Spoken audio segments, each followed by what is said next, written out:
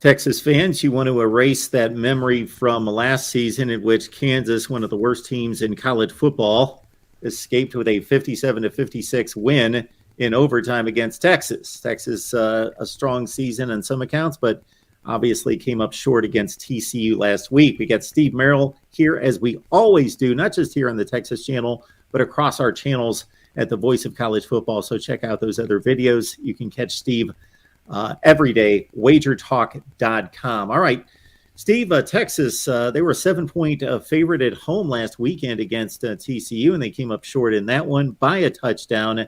They go on the road this time and take on Kansas as a 9-point favorite. Yeah, I mean, that game last year that you talked about, Mark, really kick-started this Kansas program because they then went on to cover a few more after that. They won like 4 or 5 out of the gate this year, to start the season.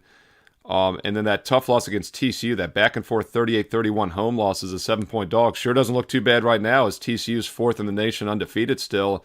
And Texas also lost by exactly 7, like you said, at home last week. The difference was they were a touchdown favorite. Kansas was a touchdown dog. That was a 14-point difference in the point spread. Now the line is only 9. My math model, my database simulation says it should be 10, so it's pretty much where it should be. And I do worry about the Texas mindset. We worried about it a few games back when they picked up the second loss, when they picked up the third loss against Oklahoma State, and then they came out and they beat Kansas State 34-27. I thought it was a good spot for Texas last week. That's one of the games I actually missed last week for my clients. So I'm probably not the best person to ask about Texas right now because I thought they were in a decent spot last week and they somewhat laid an egg. I will say this. I think they bounced back offensively after that bad showing. And one thing about Kansas, they've been good offensively, shaky on defense this year. So I think Kansas is a good overplay in general. Texas should bounce back, and if they are a little bit flat after that 4th loss, that might show on the defensive side. Little surprised that this total opened 64 and has come down to 63.5. We'll keep an eye on the weather, but I think the over is probably worth a look.